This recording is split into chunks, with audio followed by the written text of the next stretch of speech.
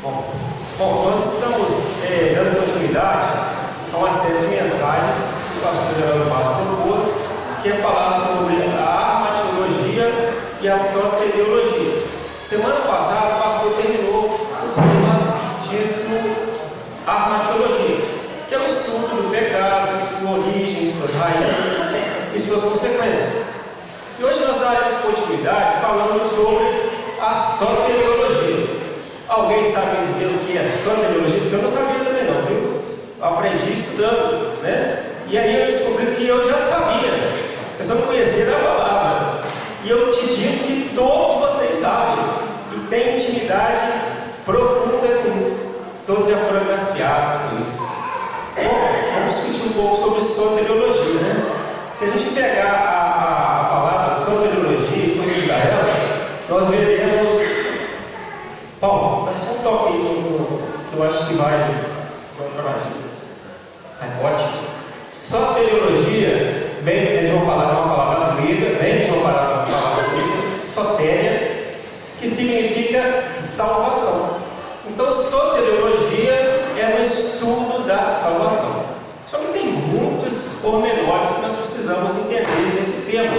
Um tema tão amplo, tão aplicado e tão gracioso que Deus permitiu que nós fôssemos agraciados com ele, né? Se a gente lembrar, quem nasce em Salvador, na Bahia, é soteropolitano, que vem da palavra grega salvação. Quem mora em Salvador é soteropolitano. Então fica fácil para te gravar usando essa analogia, né? A salvação, essa palavra grega, ela tem duas aplicações. Uma como libertação de um perigo iminente, ou seja, o Cléo está caindo no buraco, eu vou lá e pego pelo cabelo, pela mão, desculpa, pego pela mão do nosso irmão Cléo e seguro ele. Salvei o irmão Cléo de cair no buraco mesmo, literalmente, né? Mas a palavra salvação também tem outras aplicações, como livramento do poder da maldição do pecado e também restituição do homem à plena comunhão com Deus. Nós fomos salvos para sermos libertos da maldição do pecado, porque como homem entrou o pecado no mundo, mas também como homem o pecado foi retirado do mundo. Como Adão e Eva pecaram, foram amaldiçoados, Jesus pagou o preço para que toda a nação fosse perdoada. Mas existem alguns pormenores que a gente precisa discutir sobre a salvação.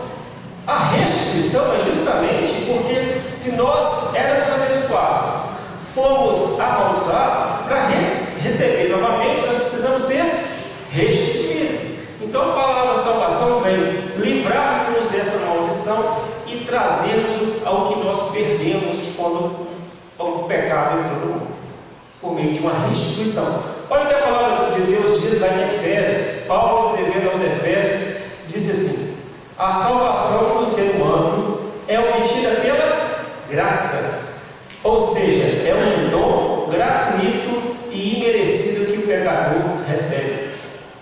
Perceba que é pela graça. Tem outras passagens que dizem assim: não vem de vós, é dom de Deus. Não é mesmo?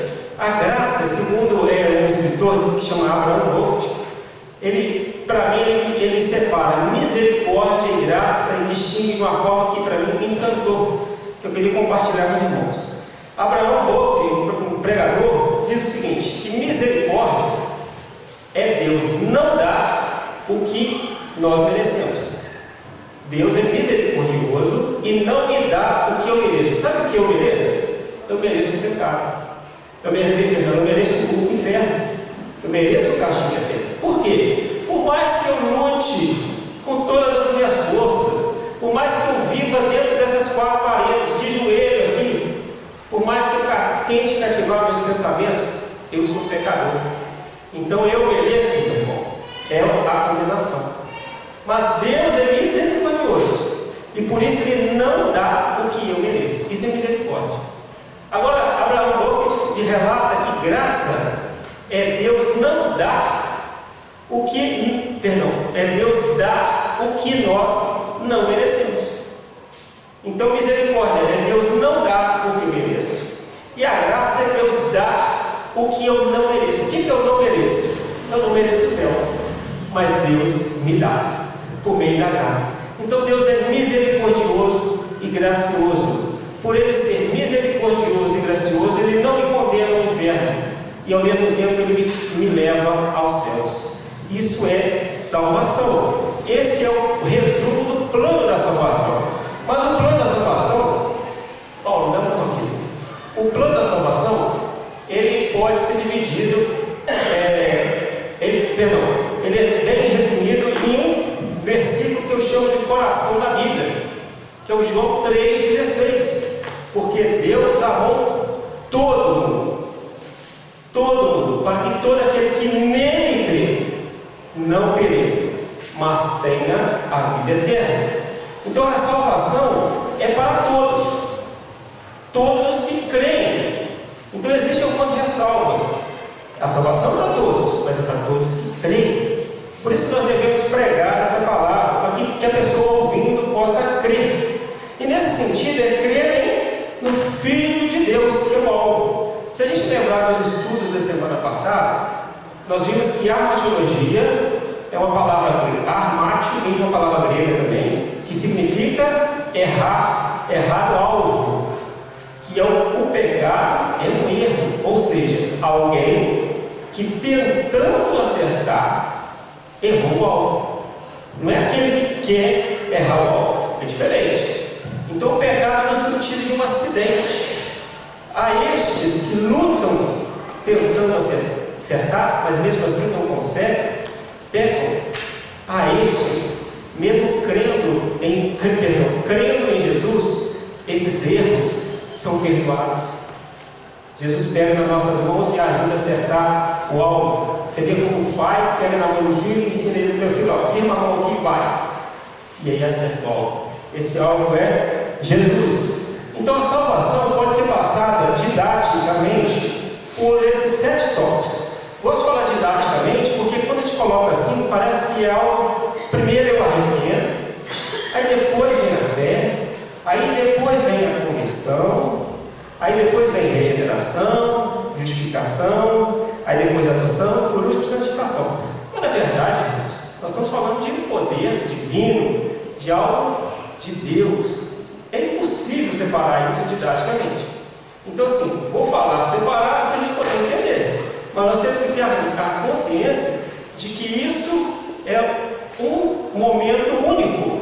Quando a pessoa se arrepende, por meio do arrependimento já vem a fé, ela se converte, ela é regenerada, ela é justificada, é adotada, ela é santificada. Uma ressalva na santificação, porque a palavra grega para santificação nós vamos ver que ela tem 2 aplicações aqui. A santificação seria a única que fugiria um pouco essa regra, porque ela também é um ato contínuo. Ela não é só no momento da salvação. Então vamos discutir um por um, né? Arrependimento seria o primeiro passo relativo à salvação. Se a gente usar um caso clínico aqui, né, um exemplo, olha só, vamos fazer uma hipótese. Carlos e Jorge colam na prova escolar. Carlos confessa, pede perdão e aceita a comissão. Isso é arrependimento. Ele estava colando, foi surpreendido. Ele falou: professor, não era isso, eu errei, eu não devia ter feito isso, não vou fazer isso e nunca mais faz. Isso é arrependimento. Agora imagina Jorge, ele foi surpreendido pelo professor, fica nervoso, tem remorso, e no coração dele diz que na próxima prova, se tiver oportunidade, ele vai colar novamente. Isso é remorso. Ele pode até no momento, não queria fazer isso, e depois que no coraçãozinho dele está lá: não vou sair, se tiver oportunidade, eu vou colar. Quem não cola não sai da escola, né?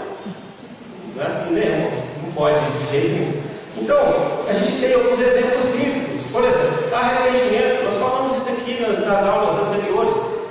Pedro pecou, negou Jesus. Pecou de novo, negou Jesus. Pecou a terceira vez, pecou 3 vezes, né? E aí, quando ele, várias vezes, né? 3 seria só um exemplo, né? Mas ao cantar o galo pela terceira vez, ele, o que aconteceu? ele caiu a ficha, ele lembrou. E a Bíblia diz que ele chorou amargamente. Mas Pedro não poderia estar só com remorso naquele momento? Como que a gente prova que Pedro não estava com remorso? Simples. Quais são os frutos de Pedro? Pedro se transformou no mártir. O que Pedro fez após chorar amargamente? Pregou até os confins da terra. Esta é a nítida resposta, a nítida diferença entre arrependimento e remorso. Nós conhecemos os frutos da obra de Pedro. Pelos frutos conhecereis o quê? A árvore, essa é a Bíblia diz, que Jesus disse. Então nós conhecemos que o arrependimento de Pedro foi genuíno, porque ele foi até as últimas consequências. Nós vemos a história de Pedro nos livros de Atos, nas cartas de Pedro, primeira e segunda carta de Pedro, nos demais cartas. Então nós conhecemos quem é Pedro. Nós também temos exemplo aqui de Zaqueu. Zaqueu se arrependeu também, restituiu em 4 vezes mais aqueles que ele lesou, e ainda dividiu a metade de todos os bens que ele tinha enriquecido com os menos favorecidos, com os pobres. Ou seja, ele também teve um arrependimento. Agora, remorso, nós vemos Judas como um grande exemplo de remorso. Olha o que o texto diz. Então Judas, o que o traiu, vendo que Jesus foi condenado, tocado de remorso. Existem algumas traduções que trazem a palavra arrependimento. É uma má tradução. Confesso para os irmãos que eu li várias traduções e existem algumas traduções que falam arrependimento, porque o próprio texto vai contradizer a palavra traduzida em português em arrependimento. Remorso. Devolveu as 30 moedas de prata aos principais sacerdotes e anciãos, dizendo: pequei traindo sangue inocente. Olha que bacana até aqui, né? Até aqui é muito bacana, né? Pequei traindo sangue inocente. Eles, porém, responderam: que nos importa? Né? Isso é com você, isso é um problema seu, Judas. Você quis fazer isso, né? Então, Judas, atirando para o santuário as moedas de prata, ou seja, isso é característica de remorso. Quem estava arrependido, não estava nem querendo saber de mais nada, estava querendo era chorar, dobrar os joelhos, se arrepender mesmo, com ato contínuo. Mas não, ele atirou e ainda retirou-se e foi fazer o que diz lá nos 10 mandamentos: não matarás. Ele se matou, enforcando-se. Então isso aqui é um ato bem claro de remorso, diferente de arrependimento. Por isso que a tradução que traz aí arrependimento, os irmãos podem conferir talvez na tradução de vocês tragam a palavra arrependimento, fica contraditório, tá? A melhor tradução aí é remorso. Bom, então gente, o arrependimento nos leva à cruz. Quando nós arrependemos, eu estou errado. E a gente vai aos pés da cruz. Entendemos o sacrifício de Jesus. Nesse momento, começa todas as fases da conversão, da salvação. A segunda aí seria a fé, porque sem fé é impossível agradar a Deus. É fé. A salvação tem a ver com a palavra fé. E essa palavra fé tem 2 traduções ali na Bíblia. Várias vezes ela é citada no Novo Testamento. Quando ela é citada com meio de salvação, é essa aqui, ó, pits, fé salvadora. A outra palavra que é traduzida por fé é teu, significa, que significa uma fé como um dom de crer. Então olha aqui, pits, uma completa confiança em Deus, ou mais particularmente em Cristo, como à vista a redenção do pecado. Já a segunda tradução, confiança plena em Deus. Olha o que os textos trazem para nós.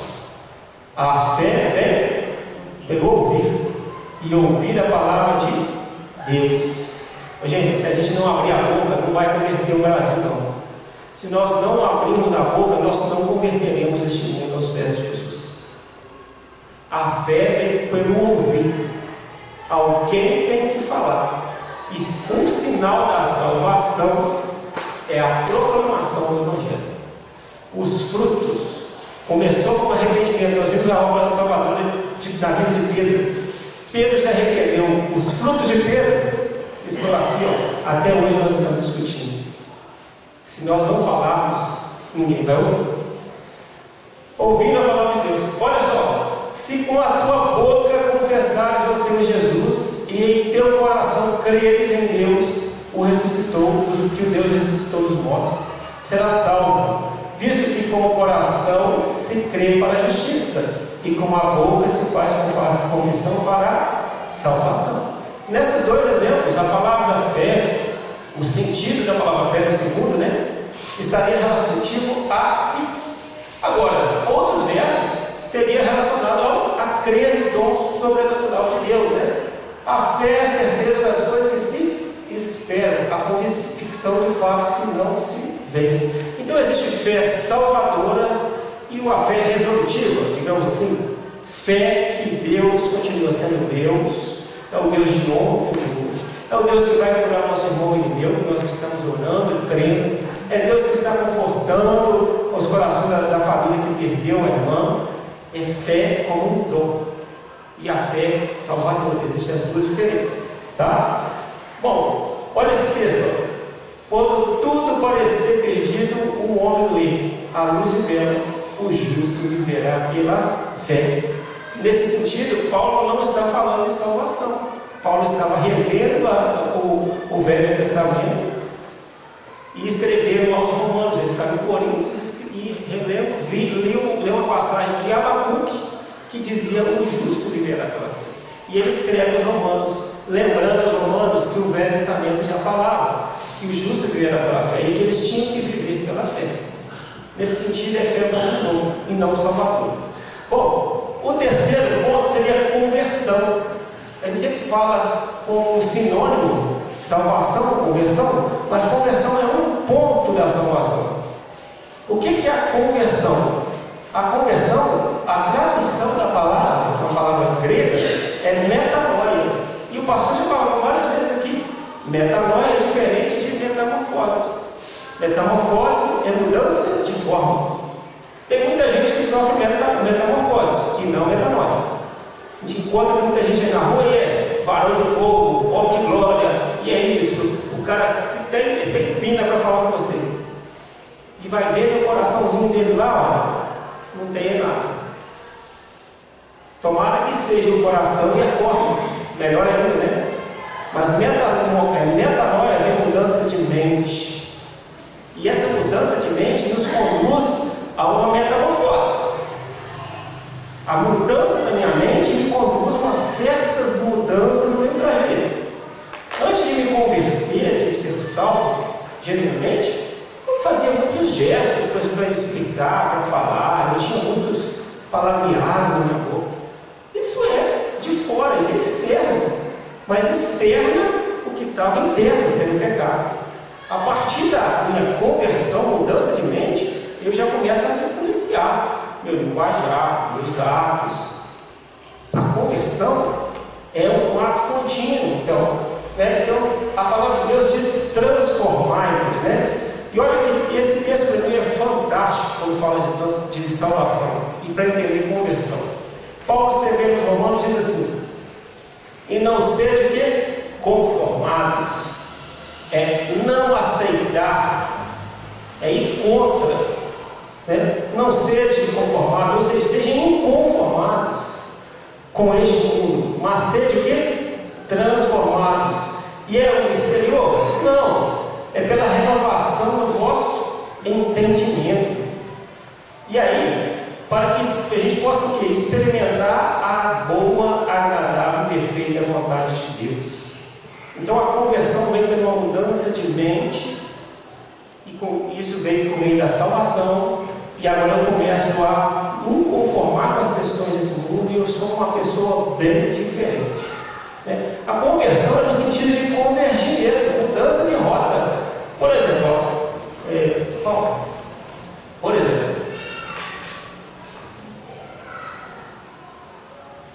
isso. Se eu mudar de partido político, é uma conversão. Eu agradava um determinado partido, agora não quero mais criar outro partido, conversão. Só que isso é uma conversão política. Se eu mudar de denominação, é conversão? É conversão, no sentido da palavra convergir, mudar de direção. Eu convergi. Isso é uma conversão religiosa. Tem muita gente que acha que vai para o céu porque mudou de denominação. Agora, conversão cristã é retorno para Jesus. Por que retorno? Porque nós fomos criados como geração do pecado. Ao entender a salvação, o rumo do pecado não vai ficar. Agora eu estou em uma outra direção, eu convergi. Isso vem por uma metanoia. Não é eu falar a Davi, meu filho não vai para lá porque lá é pecado, você vai para o inferno assim. Eu vou falando com ele, mas ele vai continuar enquanto ele não for salvo. Enquanto ele não passar pelo processo de conversão, a mente dele mudar. Não adianta a gente querer obrigar. Nós temos que falar, explicar, demonstrar a palavra de Deus em amor, para que ela possa se arrepender, ter fé e aí sim convergir. Nós falamos que o arrependimento nos leva à cruz, não foi isso? A conversão, meu irmão, leva-nos ao túmulo vazio e ao Cristo ressurreto. Então nós temos que a pessoa, quando ela se arrepende, ela cai de joelho aos pés da cruz, entende o sacrifício de Jesus. Só que o processo da salvação vai passando por essas fases. Quando ela sofre a metanoia, aí sim ela começa a buscar a próxima fase. Espera aí, Jesus não está mais no túmulo. Por que Jesus não está mais no túmulo? Porque Deus cumpriu o plano de salvação. E da mesma forma que Ele ressuscitou Jesus, nós também ressuscitaremos. Nós também nos transformaremos num corpo de glória e encontraremos com Cristo nos ares. Então o arrependimento nos leva à cruz e a conversão nos leva ao túmulo vazio e entendimento dessa continuação da salvação. O próximo é regeneração. O quarto ponto é a regeneração. O que é regeneração? Né? No idioma grego, regeneração vem da palavra poligenese, né? Que significa novo nascimento.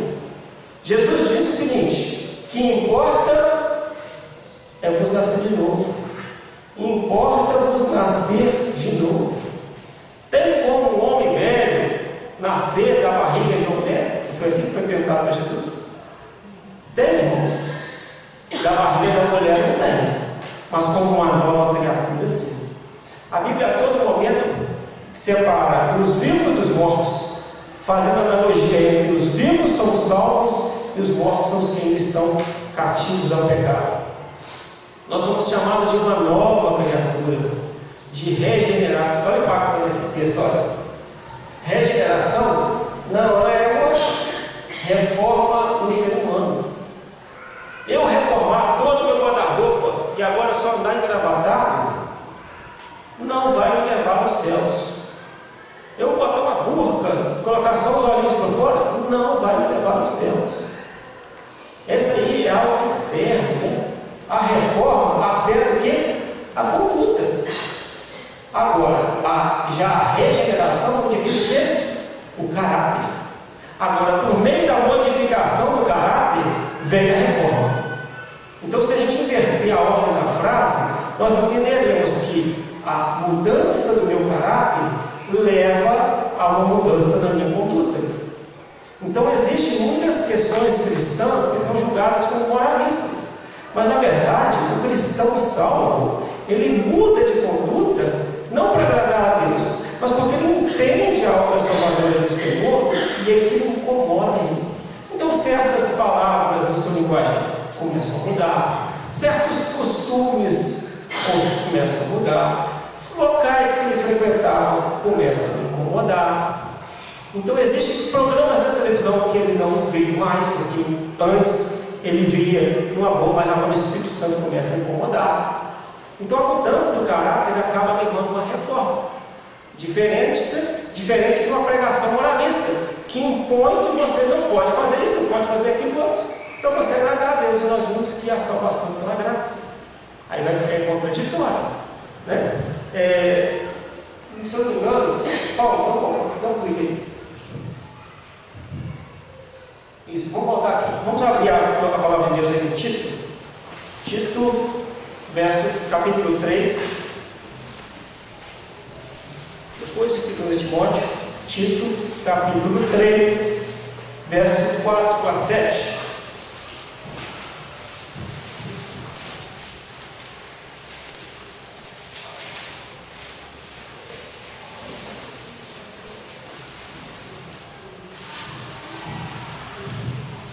Tito, capítulo 3, após o livro, a carta de 2 Timóteo, capítulo 3, verso 4 ao verso 7, diz assim: quando, porém, se manifestou a benignidade de Deus, nosso Salvador, e o seu amor para com todos, não por obras de justiça praticadas por nós, mas segundo sua misericórdia, Ele nos salvou mediante o lavrar regenerador e renovador do Espírito Santo, que Ele derramou sobre nós ricamente por meio de Jesus Cristo, nosso Salvador, a fim de que, justificados por graça, nos tornemos seus herdeiros segundo a esperança da vida eterna.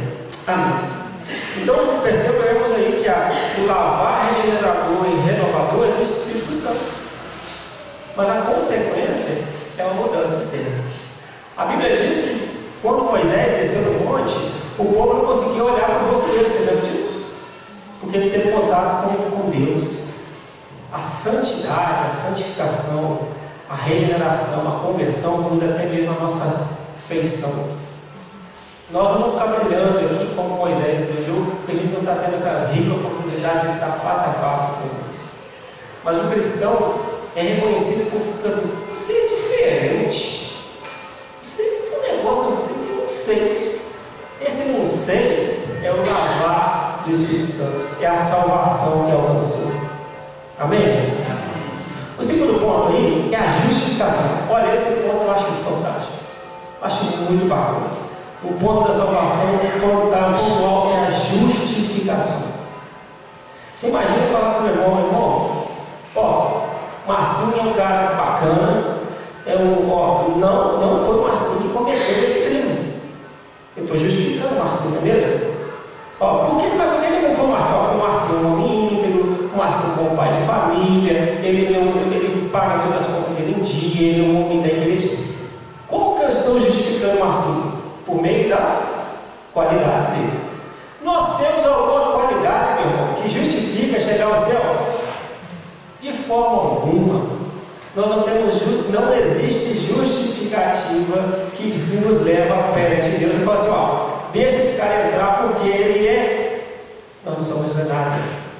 Então a justificação nos coloca no nosso lugar, no lugar de pecador e merecedor de algo errado, de algo ruim, que é o pecado, que é o inferno, mas por meio da graça nós obtemos a salvação. Olha que bacana. O verbo justificar do grego é dikaio, declara que uma pessoa é justa, uma pessoa é justa, ou seja, torna ela justo. O verbo descrito nas cartas é justificação, é o substantivo, que é dikaios, que é o ato da graça divina pelo qual Deus declara justa a pessoa que põe a sua fé em Jesus Cristo como seu Salvador.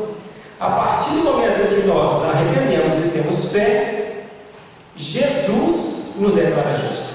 Jesus nos leva a ter Deus e fala, esse cara é justo. Como pode uma coisa dessa? Nós sendo falhos, pecadores, e vamos pecar até o último dia da vida. Vamos lutar para não errar o alvo, mas vamos errar. Mas, mesmo assim, Jesus vai nos levar na frente de Deus e falar assim, olha, Camilo lutou, tentou, não errou para Camilo, mas eu declaro justo, porque eu paguei por isso. Eu assumo a responsabilidade, né? Olha o que o texto diz para nós. Toma. Isso. Olha aí, alguns textos para a gente discutir aqui, Romanos 5:1, Paulo diz assim, sendo, pois, justificados pela fé. Então nós cremos que Jesus nos justificou. Temos a paz com Deus por nosso Senhor Jesus Cristo. Olha o outro texto bacana. Portanto, agora nenhuma condenação há para os que estão em Cristo Jesus, que não andam segundo a carne, mas segundo o Espírito. Olha que bacana. Nenhuma condenação há sobre nós, irmãos. Nenhuma. Só existe uma pequena ressalva, né? Para os que estão em Cristo Jesus. Ou seja, os que não andam segundo a carne. Se a gente inverter isso, os que não andam segundo a carne estão em Cristo Jesus. Para estes, nenhuma condenação há. Não podemos achatar de forma nenhuma a salvação. Não há condenação para os que estão em Cristo Jesus, para os que fogem do pecado. Mesmo assim, pecando, se arrependem, lutam. O pecado, nesse caso, nesse sujeito, é um acidente. Para estes, nenhuma condenação há. Este aqui é para mim um texto fantástico. Colossenses 2,14. Paulo escrevendo aos Colossenses diz assim: havendo riscado a cédula que era contra nós. Sabe aquele boleto da Casa Bahia? Imagina aquele boletão, aquele boleto do carro, a gente compra, paga por 48 vezes. Aí o meu irmão pega o boleto e rasga, ele fala: ó, esquece isso aqui. Isso já era, você vai pagar essas 48 prestações, porque eu vou pagar para você. Bacana, irmão, se você quer fazer isso comigo? Fala assim, rapaz, eu ficaria todo alegre. Eu não comprei ainda, não. Compro, quase boleto, entendeu?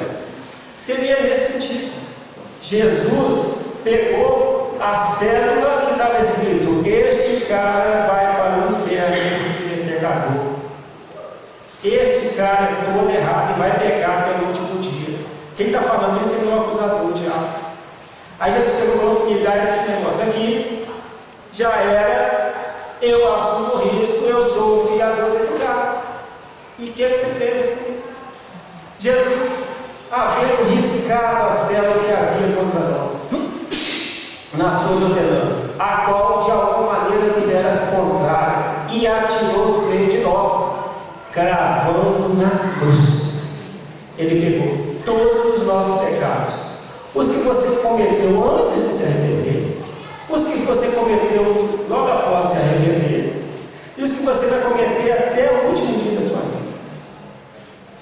Ele pegou todos os pecados dos nossos irmãos que antes de vir a salvação nem viram a Cristo, só esperavam na promessa, mas criam na promessa. Ele pegou os pecados deles, os que eles cometeram, todos, e apagou e cravou na cruz também. Esse é Jesus Cristo, porque nos justifica, o nosso justificador. Quando ele disse tetelestai, é uma palavra grega. Quando ele estava lá na cruz, ele falou assim: tetelestai, ele disse o seguinte: está consumado. Neste momento, ele estava completando toda a obra salvadora, de antes e de depois. Para os que não tinham visto Jesus, isso pode que não veriam também como nós, mas para todos, para um grande grupo, o grupo dos que creem, mesmo não tendo vindo, mesmo para os que viram, e mesmo para os que não viram, que como no nosso caso, para todos eles, ele disse: está consumado, eu pago toda a dívida, basta você crer. Basta você começar pelo processo de arrependimento, fé, conversão, regeneração e justificação. Agora que nós somos justos, justificados por Cristo, Deus quer nos adotar. Olha que bacana. A adoção, a gente deve levar em consideração duas palavras que a gente já discutiu: a regeneração e a justificação. A regeneração diz que nós temos aí uma mudança na nossa natureza, não é? Nós não nascemos de novo, sofremos um parto, somos o quê? Nova criatura, não é mesmo? Então nós temos uma nova natureza. Aquele caminho que pegava o cara pelo colarinho, não fiz isso, né? Aquele cara macho, bravo, se você pisasse no carro, eu te dava 3 tapas na cara, agora não dá pelo rosto. Ficou frouxo. Ficou mansinho. Jesus acalmou. Jesus mudou. Aquele cara que matava, que assaltava, que roubava, não rouba mais, não mata mais. Ah, mas isso é moral, você está falando moral. Não, é natureza, é nova criatura. Aquele caminho que gostava de baile funk, já fui muito em baile funk, não pode acreditar, mas já fui muito em baile funk, adorava o tal do funk. Deus me livre do tal do funk hoje. Primeiro que é ruim demais, segundo, que a minha natureza é contra o funk. Não dá, não bate, não tem condição. Mas porque Jesus me mudou. Eu não gosto mais, né? Uma regeneração, uma nova natureza. Paulo, por favor. A justificação, nós vimos aí, que é a nossa mudança de situação. Deus mudou a minha situação. Eu era visto como uma pessoa toda suja, mas agora, por Jesus ter feito o sacrifício por mim, eu sou apresentado limpo, justo diante de Deus. Agora, a adoção é uma mudança na ordem e posição de mera criatura para filhos de Deus. Nós agora somos chamados de filhos de Deus. A pessoa que não é salva, ela é uma criatura de Deus. A partir do momento da salvação, ela agora é filha de Deus. Nós somos adotados por meio da salvação. Após a salvação, nós somos chamados de filhos de Deus. Todos somos criaturas de Deus. Criados.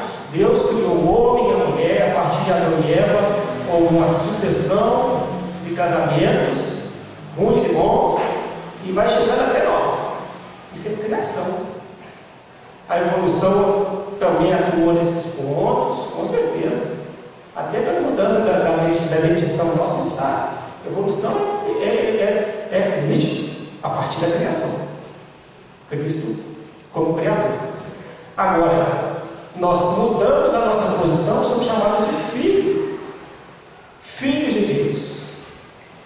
Nós somos oriundos de um povo pecador, de uma criatura, e agora somos chamados de filho. Olha o que o texto diz para nós.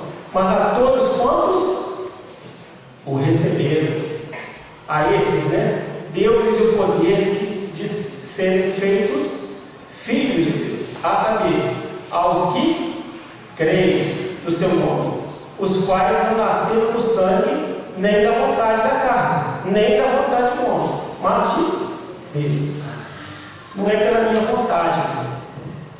Eu tendo a salvação, eu me arrependo, e por isso, agora eu passo pelo processo de salvação, por cada etapa dessa, e agora eu sou adotado. Então Deus, por meio do meu arrependimento, de crer nele, eu me converto, sofro uma metanoia, uma mudança de mente, o que acaba mudando a minha conduta, sofro uma regeneração, tenho uma mudança drástica interior que externa no meu exterior, sou justificado por Cristo e agora ainda sou chamado de filho, herdeiro com Jesus Cristo. Isso é salvação. Por último, irmão, nós temos a santificação. A palavra santificação do grego é agiasmos. Essa palavra, ela é uma das traduções que é a que está no versículo que eu trouxe como exemplo, Hebreus 12, 14. Mas existem outras traduções de outras palavras gregas que traduzido para o português significa santificação, santificar, substantivo, verbo, e que dá sentidos diferentes.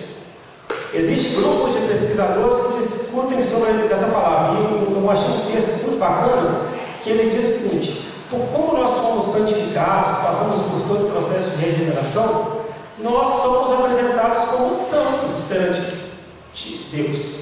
Cristo nos apresenta como santos. Bacana? Concordo com essa ideia. Mas a vida continua. E existe uma tradução nesse verso, por exemplo, um dos exemplos, que diz o seguinte: segui a paz com todos e a santificação. Então é a paz e a santificação.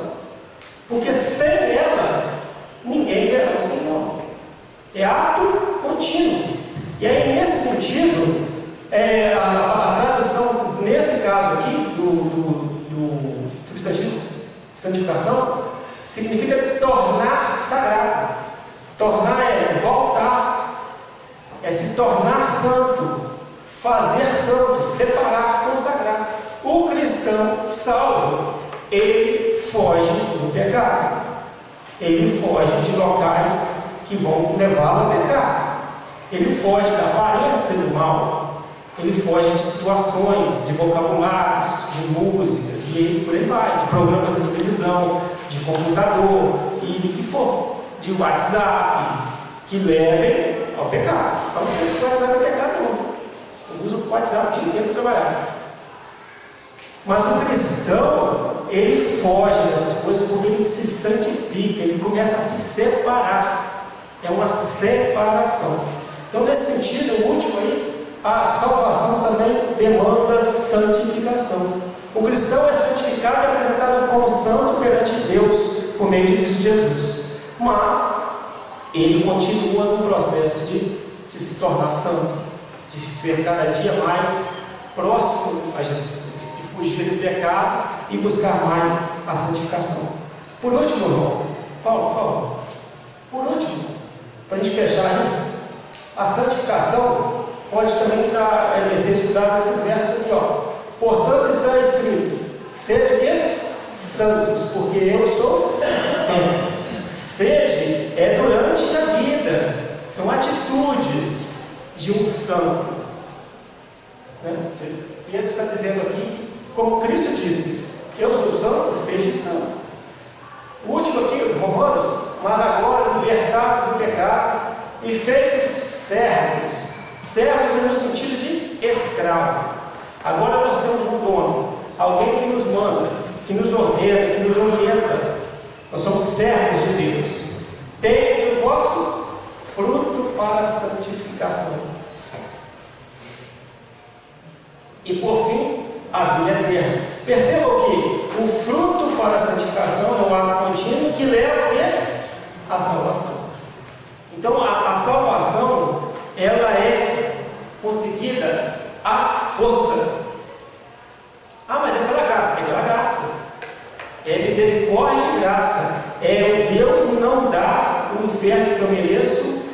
Isso é a misericórdia e a graça de Deus, que Ele vai dar o que eu não mereço. Mas porque eu creio, e porque eu creio, eu me arrependi, eu tive fé.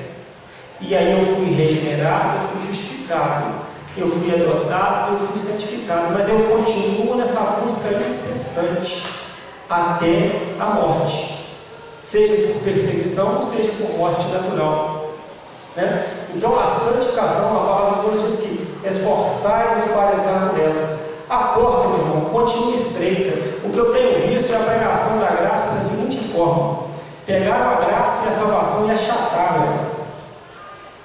Pegaram a explicação da graça para dizer que todo mundo está salvo porque Deus é bom. Mas Deus é bom, mas Ele também é um Deus justo, e Ele vai fazer justiça. A salvação é tomada à força, os céus é tomada à força. Olha o que Jesus diz lá em Mateus, o Evangelho segundo Mateus: entrai pela porta estreita, porque larga é a porta e espaçoso o caminho que conduz à perdição, e muitos são os que entram por ela, e porque estreita é a porta e apertado o caminho que leva à vida, e poucos há que a encontram. Irmãos, as igrejas têm pregado salvação de uma forma fácil, de forma que enche-se igreja facilmente.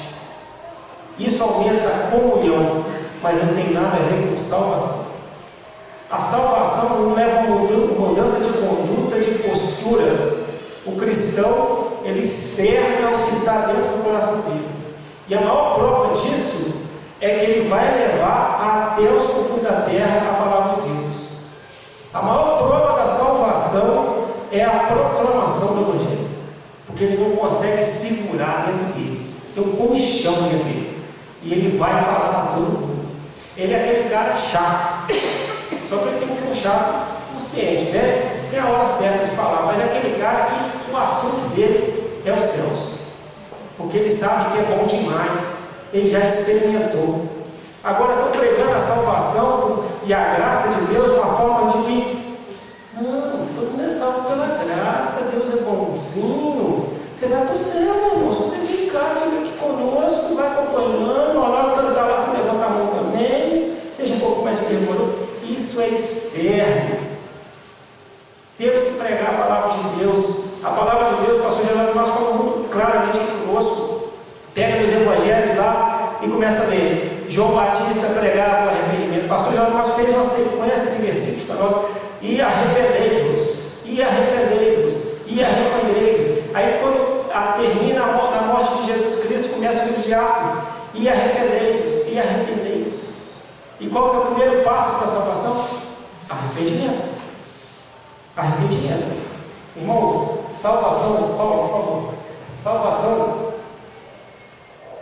o estudo da teologia é o estudo da salvação. A palavra de Deus diz que Deus nos reconciliou consigo mesmo por meio de Cristo. Ele nos conciliou novamente, reconciliou, nos ligou novamente a essa árvore. E isso, se você continuar lendo o texto, você vai ver que Ele nos confiou a palavra da reconciliação.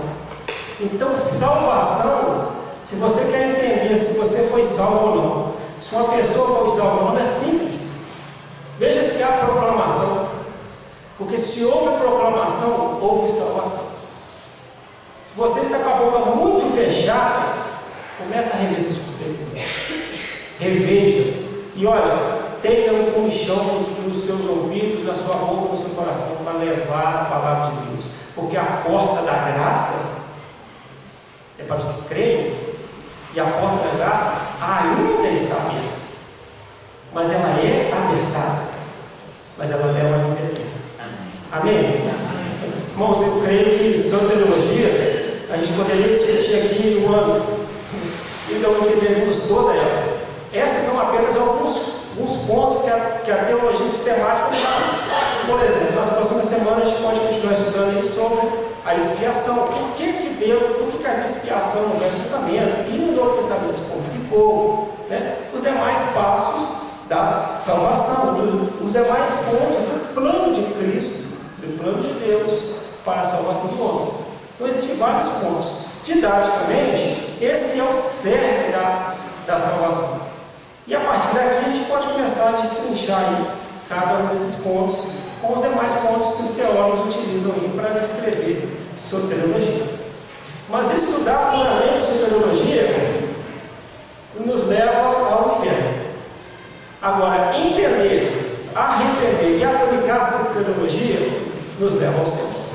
Então sejamos não só estudiosos, mas sim pessoas que vão aplicar, não somente a nós, mas a todo mundo, a soteriologia. Amém? Amém.